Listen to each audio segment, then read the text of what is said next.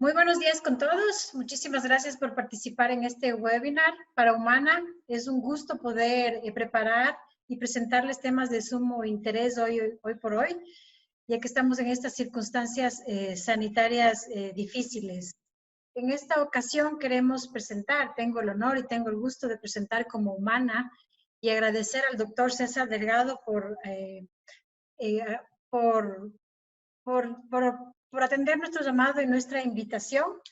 Él es un doctor médico especialista en medicina interna y médico especialista en neumología, subespecialista en enfermedades intersticiales del pulmón y jefe de servicio de neumología del Hospital Metropolitano. Director del Centro de Especialidades Respiratorias, profesor de posgrado de medicina interna y neumología. Muchas gracias, doctor, por estar aquí. Quiero recordarles a todos nuestros participantes que para poder hacer mejor este webinar van a estar en silencio para que escuchen muy bien en la conferencia del doctor y al final tendrán un espacio entre 15 y 20 minutos para que puedan hacer preguntas. Les recomiendo entrar a www.menti.com con la clave 806101 para que puedan ingresar su pregunta, nosotros poder ir presentando al doctor y que organizadamente le podamos hacer estas preguntas y tratar de solventar todas las preguntas que tengamos, porque yo sé que van a ser muchas. Con esto le doy paso al doctor. Muchísimas gracias. Por favor, escuchamos su conferencia. De nada, gracias. ¿Cuáles son los síntomas que tenemos que esperar del COVID? Bueno, principalmente fiebre. El 90% de los pacientes tienen fiebre, pero no, la ausencia de fiebre no descarta la enfermedad. Tos, dolor del cuerpo y problemas para respirar son los síntomas de mayor trascendencia, pero el dolor de cabeza, el dolor de garganta, la secreción nasal y alteraciones del olfato o del gusto también son síntomas frecuentes en esta enfermedad, que generalmente, como les digo, genera solo un cuadro de vía aérea superior, es decir, una forma de gripe, por decirlo de alguna manera. Pero no solamente hay síntomas respiratorios, también puede haber náuseas, diarrea, dolor abdominal, hasta en un 10% de las veces.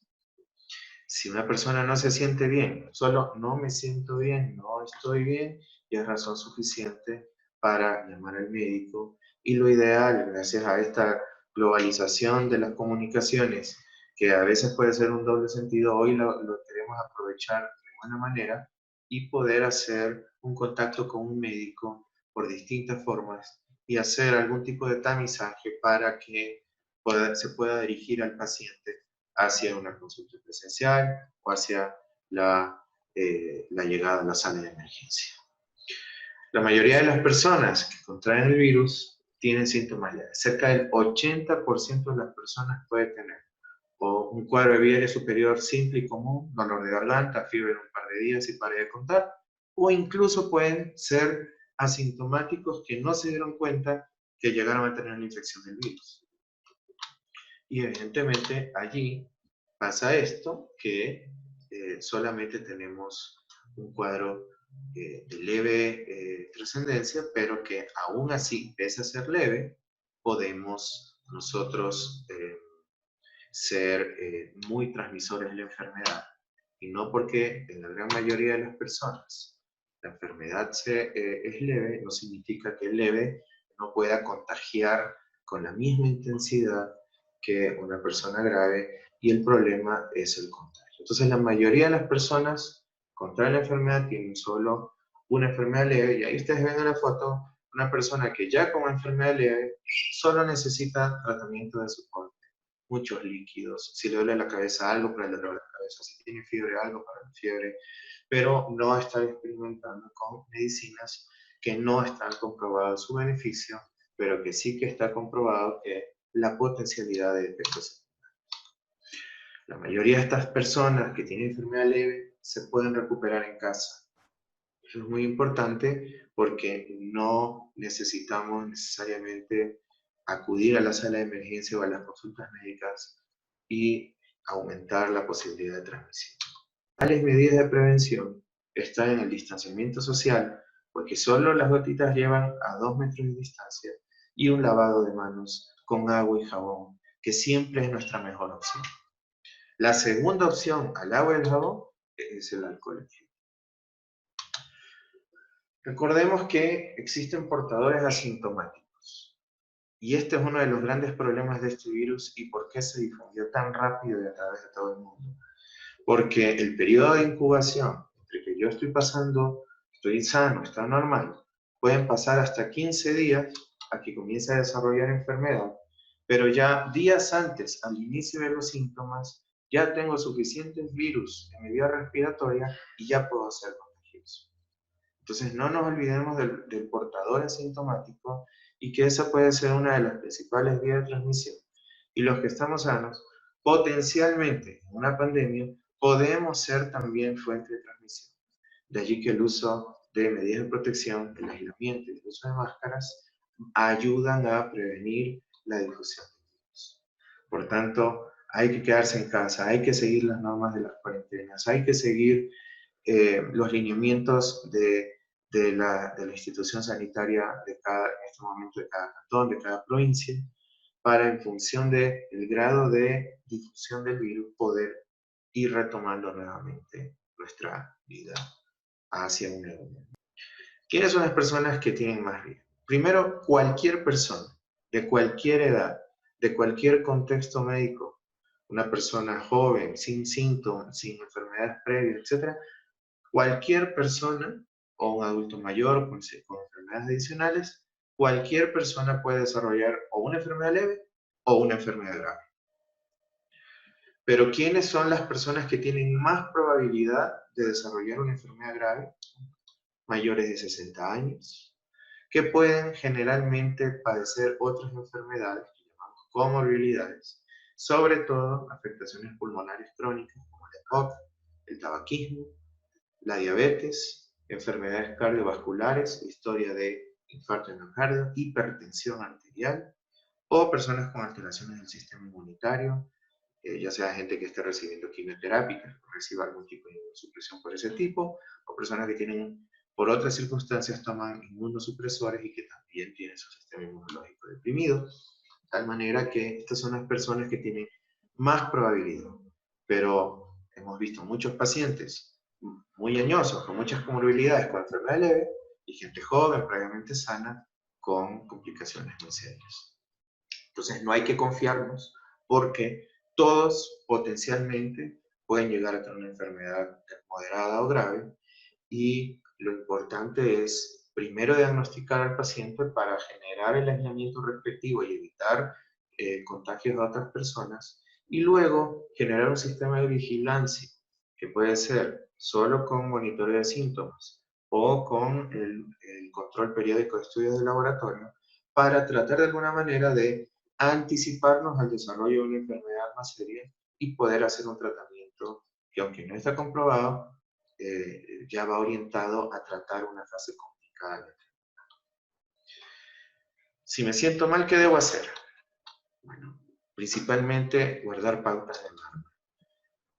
Una sensación general del cuerpo cortado, fiebre persistente, que no sea antitérmico simple como paracetamol, tos o dificultad para respirar, generalmente son las pautas de alarma para llamar al médico y pedir asistencia.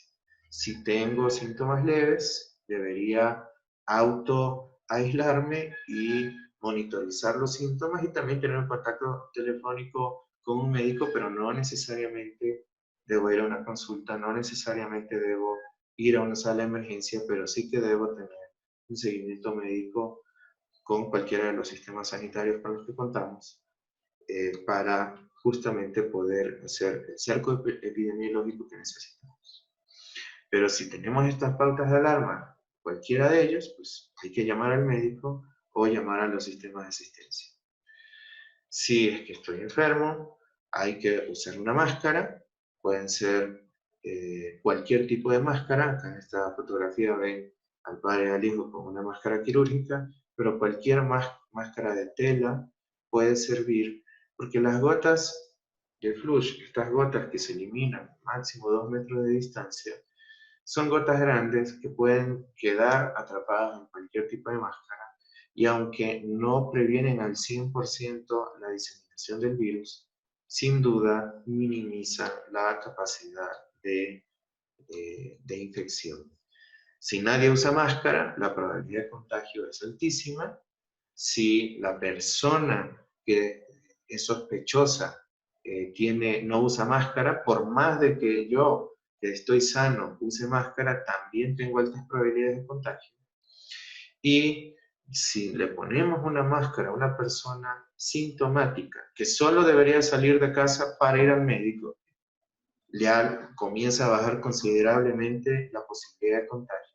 Y si todos usamos máscara, sin duda, la probabilidad de contagio va a ser baja. De ahí que usar máscara no es un acto de egocentrismo para protegerme yo, es un acto de vivir en comunidad para proteger al resto, porque yo puedo ser potencialmente un portador asintomático y el uso de la máscara principalmente es para cuidar al resto. Si tengo preocupación de haber tenido exposición, ¿cuál es el camino que debo tomar? Primero, ¿cuál es la exposición? ¿Cómo consideramos a un contacto cercano? ¿A qué nos estamos refiriendo? Contacto cercano es una persona que ha estado a menos de 2 metros de distancia, que son los que tienen mayor riesgo, sin las máscaras, sin las medidas de protección, por más de 15 minutos. Entonces, si el conocido nos llama y nos dice que ha tenido, que ya le dio positivo, pues tenemos que revisar si es que está más de 15 minutos, a menos de 2 metros de distancia. Y eso aumenta la probabilidad de contagio. Otra forma frecuente de contagio son en aglomeraciones, generalmente de más de 10 personas, y ahí es cuando justamente el distanciamiento social es una de las medidas principales para evitar la diseminación del virus. De todas formas, si no he sido contacto cercano y tengo síntomas, debo reportarlos. En una pandemia, en áreas de semáforo en rojo, es decir, con diseminación comunitaria, no hace falta conocer un contacto cercano. Si yo tengo síntomas, hay que pensar siempre primero que tengo el virus y luego descartar cualquier otra condición. Si es que he tenido un contacto cercano y estoy asintomático, debería debería tener una autocuarentena y vigilar síntomas. Y si es que estuve en contacto cercano, sin protección, y soy asintomático, pero necesito tener contacto con alguien, un trabajo en un servicio sanitario, un trabajo de mucha importancia, entonces debería hacerme una prueba para buscar el virus por medio de las técnicas de PCR y con la prueba negativa, guardando las normas de distanciamiento social, el uso de máscara, volver nuevamente a la línea de trabajo. Si necesito atención médica, es importantísimo comunicarnos con el consultorio o con el hospital o con la sala de emergencia y dejarles saber que tengo estos problemas y que voy a ir. No vayan directo a los consultorios porque podemos alterar las normas de bioseguridad que se deben tener en las salas de espera. Llamen primero a decir que van a ir a la emergencia cuando se pueda, obviamente, para saber por qué puerta tengo que entrar, por qué lado tengo que ir. Muchos hospitales han hecho adaptaciones para que las puertas de entrada sean distintas y no se mezclen los pacientes que van por otras razones que no sean estos problemas respiratorios. Entonces, tratemos de tener una pauta de asistencia antes de. Y el médico obviamente le va a decir, mira, tú no necesitas consulta, tú necesitas ir a la emergencia. O tú no necesitas consulta, tú necesitas quedarte en la casa. O ven a la consulta. O ándate a la emergencia, pero ahora en nuestro hospital estamos entrando por la otra puerta. Tienes que ir por acá. Y obviamente siempre recordarles el uso de las máscaras, esta barrera importantísima que es infaltable para cualquiera, pero sobre todo para las personas con síntomas que, como les digo, salir a la calle, salir del aislamiento con síntomas solo para ir. Actualmente no existe ningún tratamiento que tenga una eficacia comprobada contra el COVID-19.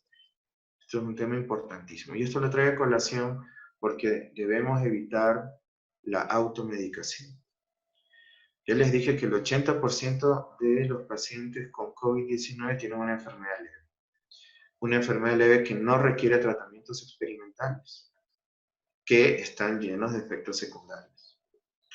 Si una persona con enfermedad leve se automedica o recibe un tratamiento específico, está teniendo una alta probabilidad de efectos secundarios contra una baja tasa de beneficio. Distinto es el paciente que requiere internarse en el hospital, al que tiene mucho riesgo de complicación y de mortalidad, donde vamos a proponer tratamientos experimentales, siguiendo una norma de ensayos clínicos y de protección del paciente, pero también con la protección de que en el sistema hospitalario vamos a monitorizar los efectos secundarios de los pacientes. Entonces, muchas medicinas que se han usado para malaria, inmunomoduladores, antirreumáticos, y una serie de medicamentos que se han publicitado no deben ser usados en el 80% de los pacientes con enfermedad leve. El beneficio es cero o cercano a cero y la probabilidad de complicaciones es mayor. Y la probabilidad de complicaciones aumenta si es que no hacemos un seguimiento médico de los potenciales efectos secundarios.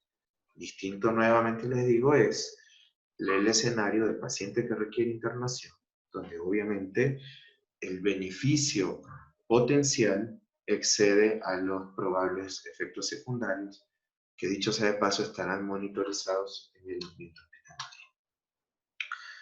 Aunque no existen tratamientos específicos, los médicos podemos brindar asistencia respiratoria, el uso del oxígeno, el uso de distintas medidas para aliviar los síntomas, para mejorar los problemas respiratorios, y sobre esto todos los otros tratamientos que se han difundido, algunos de ellos de forma pública, que en el ambiente hospitalario, vuelvo y repito, están aceptados usarse con todos los parámetros que ya les comenté. La mayoría de pacientes, aquí está toda una familia que tuvo síntomas leves, con medidas de soporte y con aislamiento, es más que suficiente y se pueden recuperar por completo en la casa. Ahora, ¿cómo podemos hacer para prevenir? ¿Cómo podemos hacer para evitar enfermar? Primero, hay unas medicinas que se han usado para la malaria, por ejemplo, que no está comprobado el uso profiláctico, es decir, preventivo. Tomar una medicina no está comprobado. Y sí hay ensayos clínicos donde se está probando recibirlos. Pero hoy ninguna medicina está aprobada para prevenir la enfermedad. Lo que sí está comprobadísimo que previene la enfermedad es el lavado de manos, pero el lavado de manos que tiene que durar como mínimo 20 segundos. Y un lavado de manos que incluya manos, obviamente, las muñecas, las uñas y entre los dedos. Si cantamos 2 cumpleaños felices, son 20 segundos y eso es lo que tenemos que demorarnos en lavando las manos. Cuando no hay agua y jabón, porque salí del auto, topé una chapa, luego topé un botón de un ascensor, cuando ya he topado superficies que están que son públicas, que son de uso común, que la gente las toca, ahí puede usar cualquier desinfectante en gel que tenga por lo menos alcohol al 60%. Y este alcohol en gel debe tener suficiente cantidad para cubrir todas las superficies de las manos y poder, de esta manera, tal como está en el gráfico, cubrir toda la extensión con la que hemos tenido contactos con superficies de acceso público. ¿Qué más puedo hacer para no enfermarme? Bueno, el distanciamiento social. Si somos ordenados, si somos disciplinados como sociedad, podemos minimizar la transmisión del virus. Tener una buena higiene respiratoria, toser, estornudar hacia el hueco del hombro, mejor si usamos una máscara, si es que estamos con síntomas. Y si es que estamos con síntomas, no porque use la máscara tengo permiso para salir. Si es que estoy con síntomas, debo estar en cuarentena. Pero para ir al médico, pues obviamente tengo que salir con una máscara. Y en la medida de lo posible, cuando se pueda, y muchos de ustedes que se están conectando por esta plataforma, ojalá puedan también hacer un trabajo desde la casa. La limpieza de la casa es importantísima, pero he visto, así como he visto muchos pacientes con la enfermedad, también he visto muchos pacientes con problemas respiratorios por la irritación de distintos detergentes. El cloro es un gas potencialmente venenoso que se infunde en agua, que se mezcla en agua, y cuando usamos el cloro sin diluir e inhalamos esas sustancias pueden generar irritación bronquial, sensación de presión en el pecho, tos, agitación, de tal manera que debemos hacer, claro, una limpieza extensa de la casa, sobre todo de las superficies comunes, pero sin excedernos con las concentraciones de las sustancias. Hay que seguir, ya sea cloro, hipoclorito de sodio, amonio cuaternario, hay que seguir, si es que están para diluirse, la norma que dice en la etiqueta. Cada producto tiene una forma de dilución distinta y no deberíamos concentrarlo más allá de lo que dice. Agua y jabón alcanza también para desinfectar muchos productos de la limpieza del supermercado y demás. Obviamente, ¿qué tenemos que limpiar? Las áreas que tienen más acceso a las manos, que pueden tocar distintas personas, los mesones, las superficies que están arriba. Y aquí les voy a mostrar la foto de uno de los elementos más contaminantes que son conocidos por el ser humano, el celular. Entonces, eso también tiene que estar desinfectado todo el tiempo, porque obviamente el celular se lo pone sobre la mano, la estamos tocando a cada rato, va al bolsillo, se cae al piso. Y eso debemos tener mucho cuidado. Cosas que no sirven para proteger. Aquí vamos a hablar de mitos y verdades relacionadas a la difusión del virus. Ningún antibiótico sirve para tratar el coronavirus. Y como les digo, no existe medicina en el mundo que no tenga la capacidad de generar efectos secundarios, incluso graves, incluso con posibilidad de letalidad. Entonces, no hay que automedicarse con antibióticos ahora por la posibilidad de efectos secundarios y nunca, porque si no hay efectos secundarios, también hay la probabilidad del aumento de resistencia de las bacterias a los antibióticos y no es una buena práctica de salud, la resistencia de los antibióticos, de las bacterias, no es una de las grandes plagas que tenemos, con las que tenemos que luchar. Nos estamos quedando muchas veces sin antibióticos para cuando de verdad se necesita. No existen medicamentos específicos, y quiero hablar de la cloroquina, la hidroxicloroquina, de la nitazoxanida, de la ivermectina, que son medicinas que se han propuesto como potenciales efectos de tratamiento, pero ninguno está probado. Y a medida que van saliendo estudios clínicos que se han hecho con supervisión médica y demás, se van encontrando efectos nulos en estos tratamientos. Pero lo que sí vamos viendo son los efectos secundarios. Claro, son efectos secundarios esporádicos, pero nadie quiere que le toque justamente a uno la posibilidad de efecto secundario. Estar haciendo lavados nasales, si ya estoy infectado, no sirve para nada. Los baños de agua caliente, las vaporizaciones con eucalipto, con cualquier tema de estos que puedan generar, digamos, pueden generar partículas irritantes. Yo he tenido pacientes asmáticos que por hacer vaporizaciones con eucaliptos o distintos elementos han tenido exacerbaciones del asma. He tenido un paciente con quemaduras graves porque se le cayó la olla de agua en el abdomen y hay que tener mucho cuidado con esto. Ninguna vaporización de agua caliente sirve para prevenir la infección del coronavirus. Y con el mismo sentido, ni las secadoras de manos, ni la secadora del cabello, ni estar gastando la corriente ahí, calentando las compras de la casa, nada de eso sirve para prevenir la infección. Obviamente, lavar, desinfectar, separar cocinar, todos los elementos que se van consiguiendo desde fuera de casa, es la mejor forma para prevenir que desde afuera entre la infección. Rociar alcohol tampoco tiene sentido, si es que ya el organismo está dentro.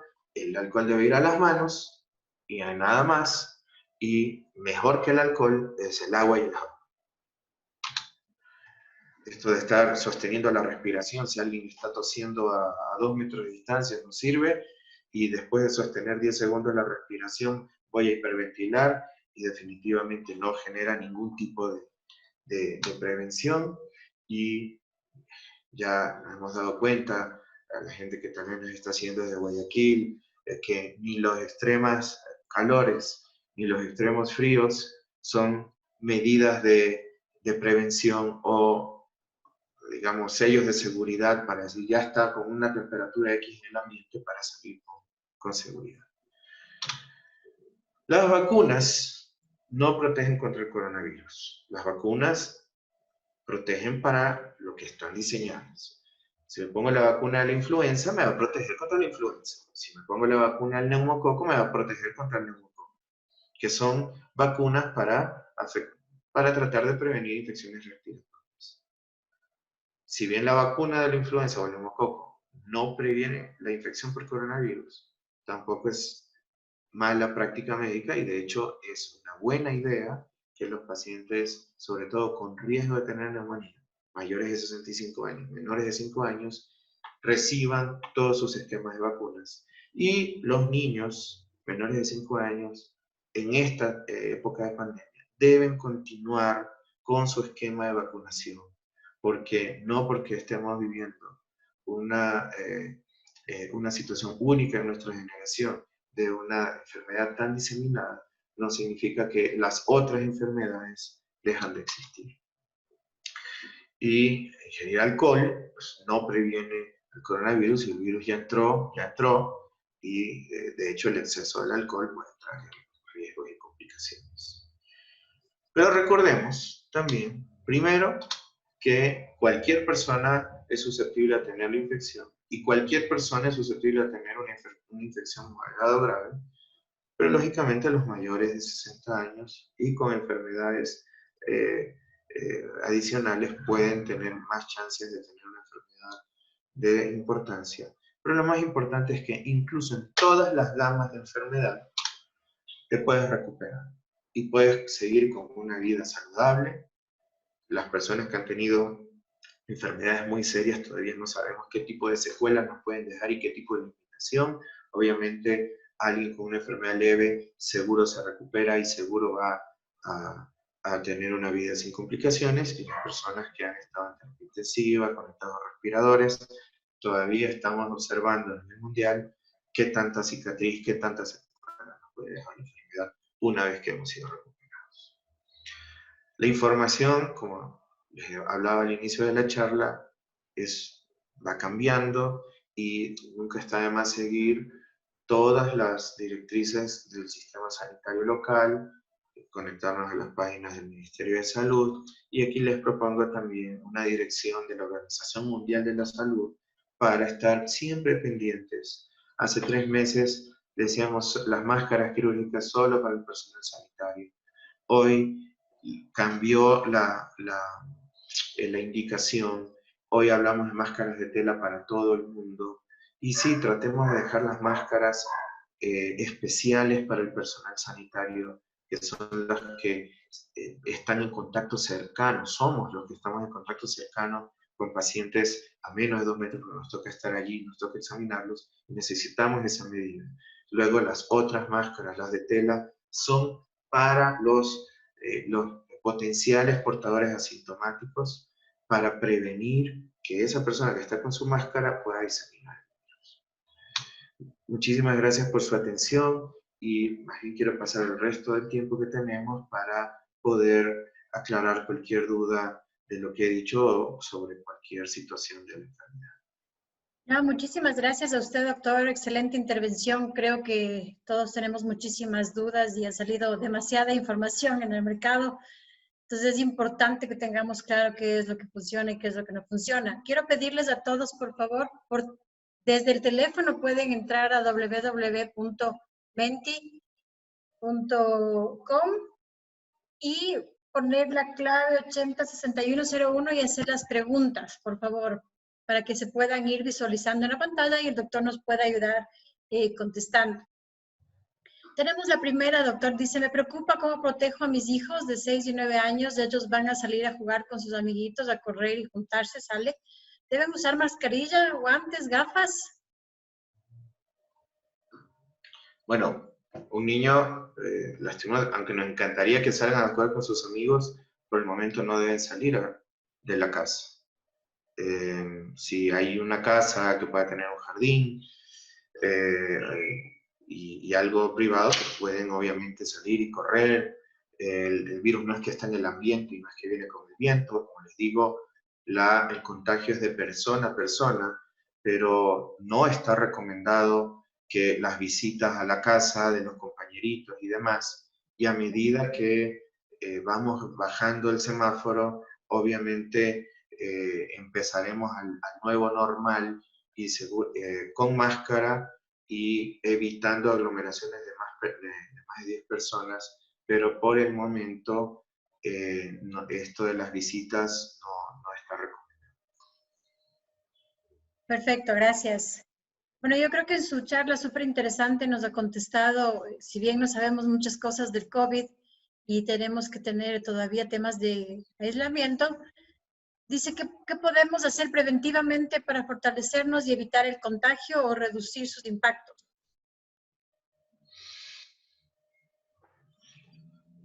Bueno, como les decía, las principales medidas de prevención son el lavado de manos permanente, y si no tenemos para lavarnos las manos por la situación del momento, usar estos elementos que tienen alcohol al 60% como mínimo, y guardar todas las medidas de distanciamiento.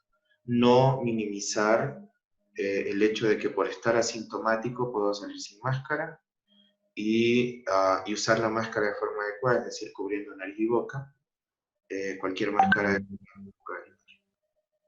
Gracias. Me preguntan también que si se debe desinfectar todo lo que se compra, incluso las frutas y las verduras, y cuál sería la manera de hacerlo. Con agua y jabón. Okay. Con agua y jabón es la mejor manera, o dependiendo de algunos desinfectantes específicos para frutas que se pueden hacer, pero hay que tener mucho cuidado con la manipulación de elementos como cloro y demás que pueden también traer complicaciones. Lo mejor es agua y jabón. Perfecto. Dice, doctor, dice, soy asmático, desde niño tuve crisis hasta los 12 años, luego no tuve crisis hasta los 25, que tuve una crisis de 5 años, y hasta ahora no tengo una sola crisis y ya tengo 49 años. Bueno, ventajosamente estamos viendo que el asma no es un factor de riesgo para que, si es que me infecto, me vaya peor. Si soy hipertenso, tengo más chances de que me vaya peor. Si tengo EPOC, que es una enfermedad pulmonar por haber fumado, o enfisema, que mucha gente lo conoce así, tengo más probabilidades de que me vaya mal. Pero si tengo asma, obviamente me puedo infectar igual que el vecino, pero tengo las mismas chances que alguien sin asma de tener o una enfermedad leve o una enfermedad moderada. Y lo que debe hacer es, de todas formas, visitar al médico neumólogo cuando se pueda y hacer un chequeo del estado del asma, que aunque no ha tenido exacerbaciones en 5 años, siempre es bueno hacer una evaluación. El asma no se cura, muchas veces queda dormido, pero siempre hay la potencialidad de poder tener una nueva exacerbación. No, muchísimas gracias. Yo creo que hay muchísimas preguntas. No sé usted, doctor, ¿qué opina sobre las pruebas rápidas que tenemos hoy por hoy en el mercado? Bueno, ahí hay que diferenciar qué decimos con pruebas rápidas. Yo prefiero no usar el término pruebas rápidas porque trae confusión. Nosotros tenemos dos tipos de pruebas. Unas pruebas para detectar el virus en la vía respiratoria.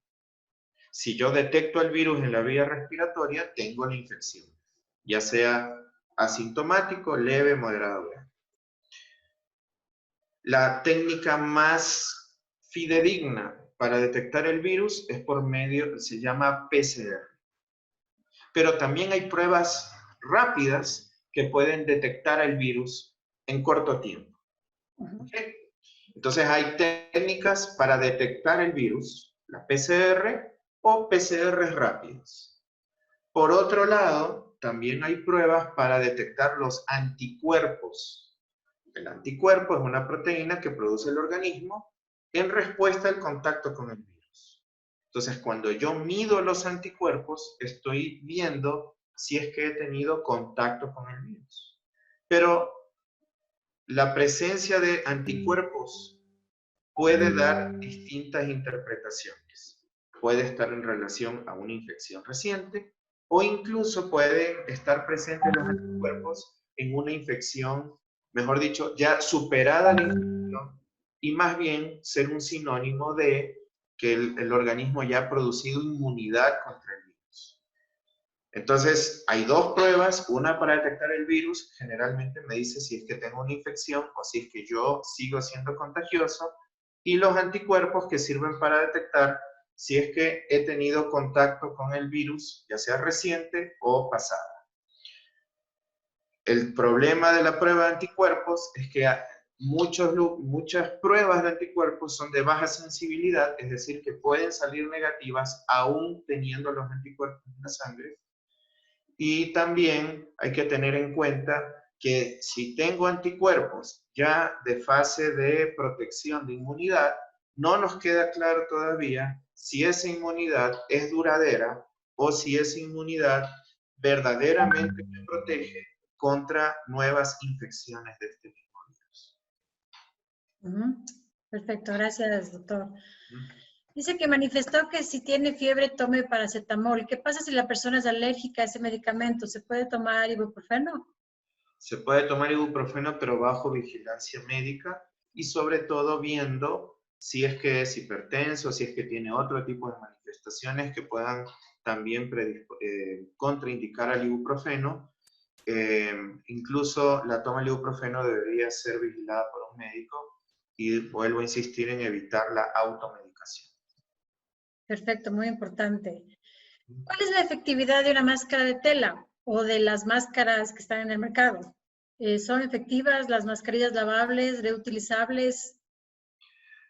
Va a depender siempre de la tela, es decir, si es una tela que tiene muchos poros y puede generar la salida de flujos de aire, van a ser menos efectivas que otras telas que pueden contener las pequeñas partículas que salen en el aire, en la tos, en el estómago.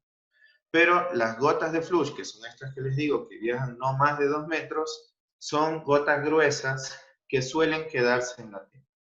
Lo que hay que tener mucho cuidado es que si ya tosimos, estornudamos en esa máscara y es de tela, hay que lavarla y estar pendientes de esto. Si yo estoy saliendo, de nuevo, el uso de la máscara hay que pensarla que es en el sentido altruista. Yo lo uso para proteger a mi comunidad, no para necesariamente protegerme. Y si tengo síntomas, no debería salir de casa. Y solo salir, obviamente con máscara, para ir al médico. Y tratar de cualquier tela ayuda porque previene la salida de secreciones, pero mientras más fina sea y mejor calidad sea, parecidas a las que usamos en el ambiente hospitalario, mejor. Perfecto, muchísimas gracias. Me preguntan si se contagia y ya se cura, ¿puede volver a darle la enfermedad nuevamente?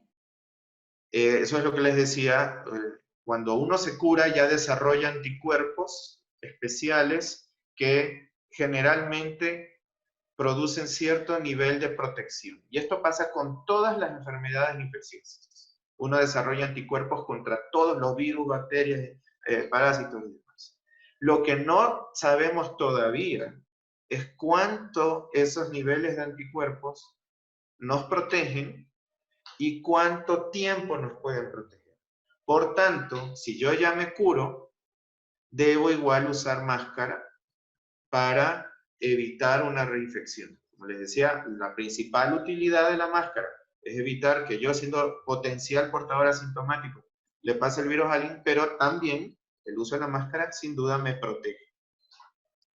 Perfecto. Yo creo que tenemos una pregunta súper importante ahora que posiblemente cambien el semáforo amarillo. Cuando regresemos a la oficina y retomemos labores, digamos, posiblemente, no sé, de 6 a 8 horas continuas, ¿debemos usar la máscara todo ese tiempo?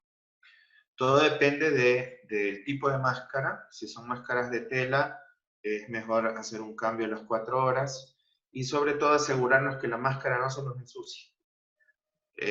Y no tiene mucho sentido que yo esté tosiendo, que yo esté produciendo secreciones, esté con la máscara, se me va a ensuciar un montón. Si estoy con síntomas, no debo estar en el trabajo, debo estar aislado. Muchísimas gracias. Yo creo que es importante.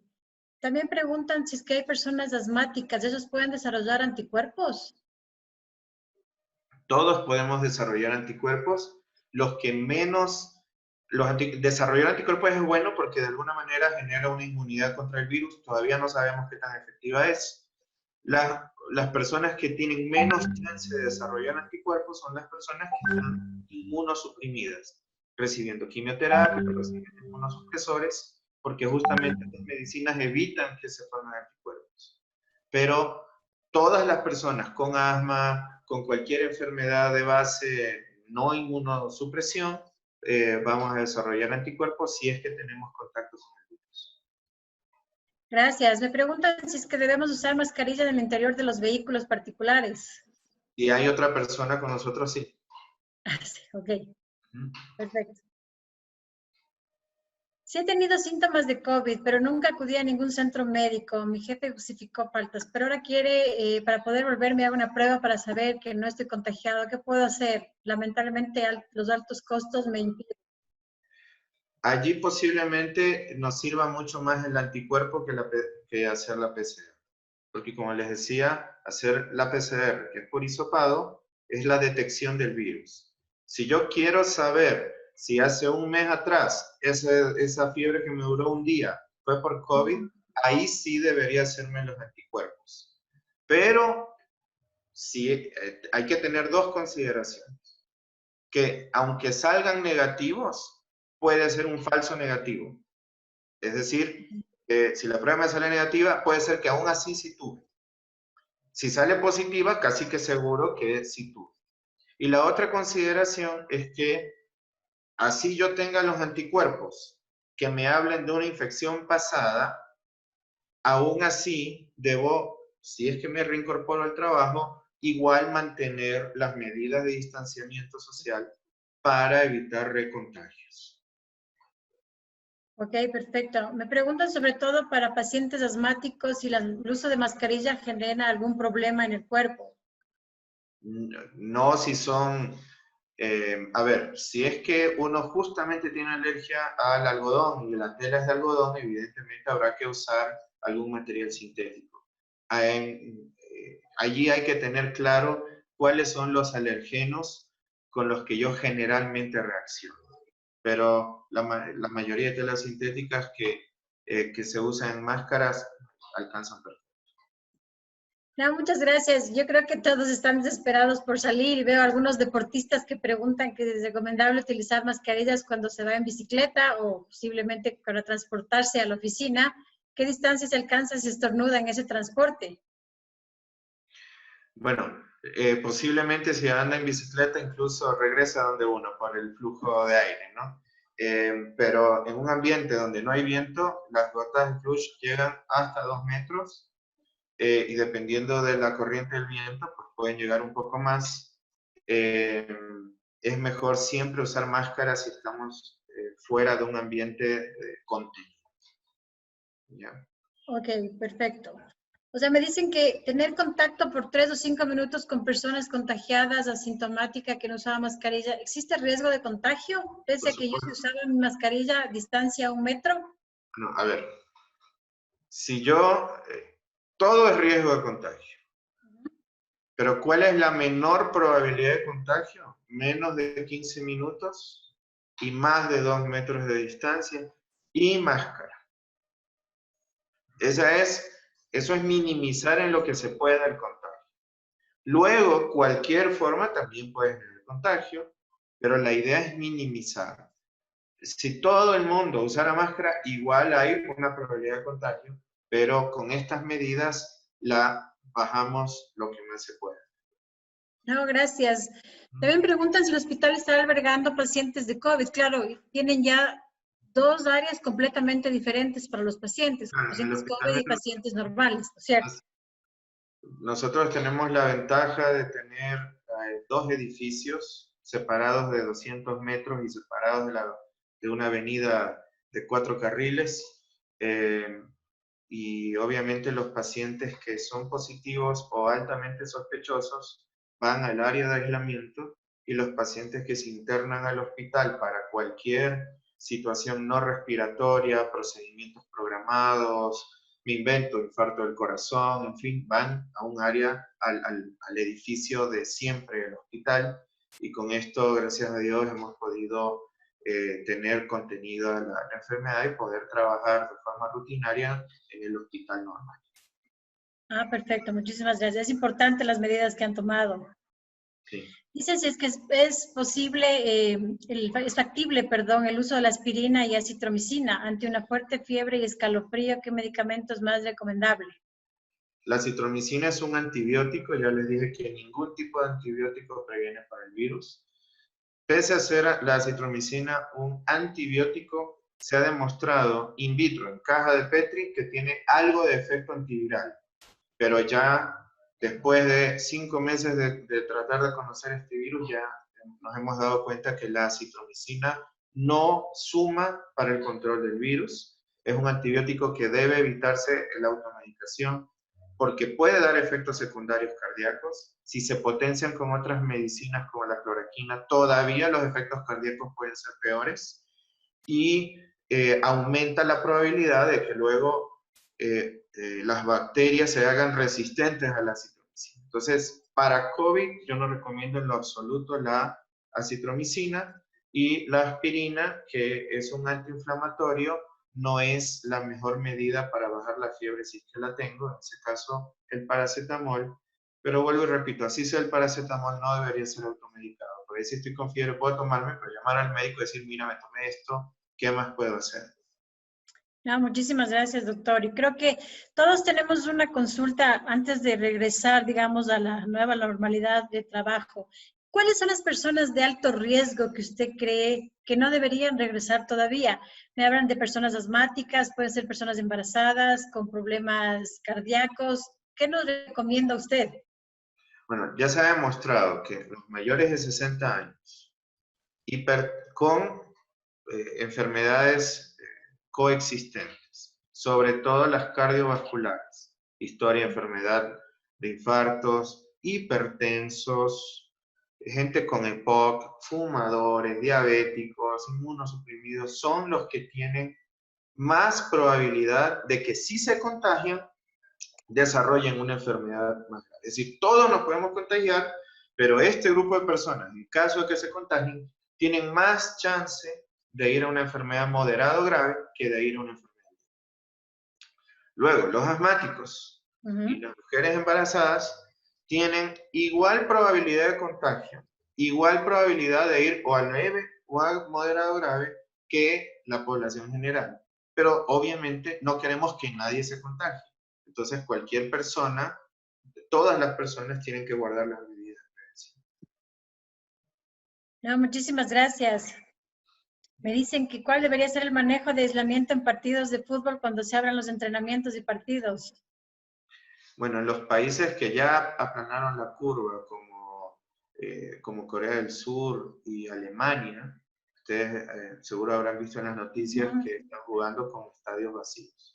Así es. Y yo no puedo decirles hasta cuándo si es que se reinicia ese tipo de eventos donde puedan haber aglomeraciones masivas, pero seguramente pasarán muchos meses, sobre todo hasta cuando tengamos la vacuna, cuando ya puedan haber eventos masivos como eventos deportivos, conciertos y demás. Gracias. Sí, tenemos que seguirnos cuidando. Me preguntan, ¿en Bolivia y Perú ya usan la ivermectina con protocolos médicos para tratar el COVID-19? ¿Es real o se tiene alguna evidencia? En la pregunta justamente está la respuesta. En protocolos médicos. Ok. ¿Qué significa? La ivermectina es una medicina que hemos usado desde hace mucho tiempo para los piojos, pero tiene efectos inmunomoduladores que podrían teóricamente inhibir la respuesta inflamatoria del virus. No mata el virus, no, solo inhibe la respuesta inflamatoria del virus. En teoría, yo decido darle ivermectina a un paciente con un potencial efecto beneficioso teórico que no está probado, tengo que sopesar riesgos y beneficios. Y tengo que monitorizar eventuales efectos secundarios. Por tanto, automedicarnos ivermectina, no. Por tanto, si tengo una enfermedad leve y darle, nomás tómate X cantidad de pastillas y que te vaya bien y nos vemos en 3 meses, no. Hay que dar todos estos tratamientos que tienen potenciales teóricos en el contexto de un ensayo clínico, es decir, entran al hospital o te lo doy pero con una vigilancia de laboratorios y chequeando los efectos secundarios. Y si no tengo un ensayo clínico aprobado por las instituciones sanitarias del caso, comités de ética, firmas de consentimientos informados, por lo menos hacerlo en el ambiente hospitalario, sopesando beneficios sobre riesgos. Perfecto, gracias. Preguntan, ¿después de cuántos días de presentar fiebre debería hacerme la prueba? La prueba se la puede hacer el mismo día de la fiebre. Y aquí hay un tema de conceptos. El periodo de incubación del virus es de 2 a 14 días. Promedio, 6 días. ¿Qué significa? Yo hoy tuve contacto cercano con un paciente positivo, puedo empezar a desarrollar síntomas de 2 a 14 días, término medio 1 semana. Para cuando ya he desarrollado síntomas, ya tengo virus y ya me puedo hacer el hisopado y detectar el virus. Entonces, distinto es que yo tengo un contacto cercano con alguien, me entero que es positivo y yo estoy asintomático. Quiero hacerme el hisopado para ver si soy portador asintomático. En ese caso debería esperar 1 semana del contacto para hacer. Pero si es que ya tengo síntomas, ese momento debería hacerme la prueba de PCR, la prueba de detección del virus. Perfecto, muchísimas gracias por la aclaración. Dicen que si tengo diabetes tipo 1, ¿qué medidas extras debo tomar? O sea, ser diabético, tipo 1 sobre todo, hay que tener claro que hay que tener las mismas medidas, pero si es que me enfermo y tengo COVID, tengo que hacer un chequeo de laboratorio recurrente porque la diabetes es un factor de riesgo para irme a la enfermedad moderada y no a la enfermedad leve. Ahora, la persona que hace la pregunta de la diabetes, existe una medida que se llama hemoglobina glucosilada que nos habla del control del azúcar de los últimos meses. Y las hemoglobinas glucosiladas altas son las que aumentan el riesgo. Es decir, si soy diabético y no estoy bien controlado, tengo que cuidarme más con las medidas de aislamiento, máscaras, etcétera, porque Dios no quiera, me da la infección, tengo más chance de irme al moderado grave que al leve.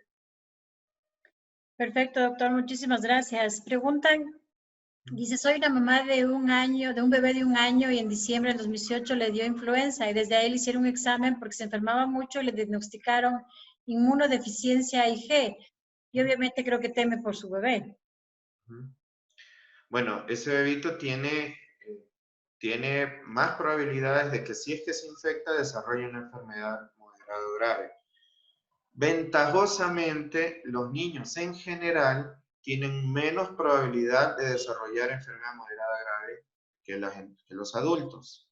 Pero los menores de 1 año y cualquier edad con algún tipo de inmunodeficiencia, lastimosamente tienen más chances de. Entonces ese bebé debe tener más cuidado y debe hacerse más elementos de barrera de protección para evitar que el niño se enferme.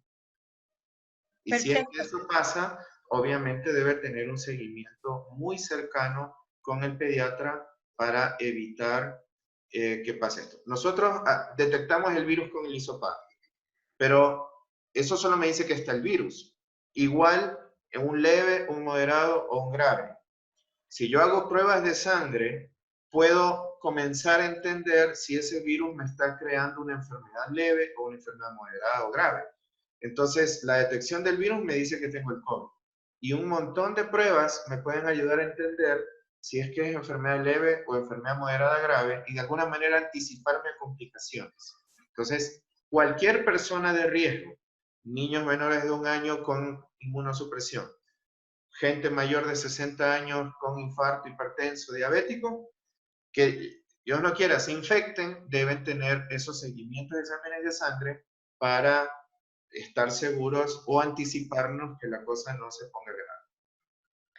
No, doctor, muchísimas gracias. Y creo que en honor al tiempo y sobre todo a su tiempo, nos van a quedar muchísimas preguntas por afuera. Entonces me gustaría volverle a invitar. Me gustaría que usted me diga cuándo le podríamos volver a invitar, porque se han quedado muchas inquietudes. Y este tema es muy importante porque efectivamente inclusive ya estamos próximos de un semáforo amarillo, si es que eso dice el alcalde, y tenemos todavía muchas dudas, pero en nombre de Humana queremos agradecerle por estar aquí, por darnos una charla, por guiarnos de qué hacer en estos tiempos y decirle muchísimas gracias. Por si acaso, esta presentación y este webinar se estará pasando por nuestra página de Facebook de Humana, si lo quieren volver a ver, si quieren revisar la presentación, con mucho gusto. Muchas gracias, doctor, por su presencia. No, muchas gracias a ustedes por la invitación y bueno, luego lo coordinaremos cuando coincidamos con los tiempos y nada, siempre estoy a las órdenes. No, muchísimas gracias y le estaremos comunicando a todos los que estén interesados nuevamente cuando retomamos esta charla. Muchísimas gracias a todos.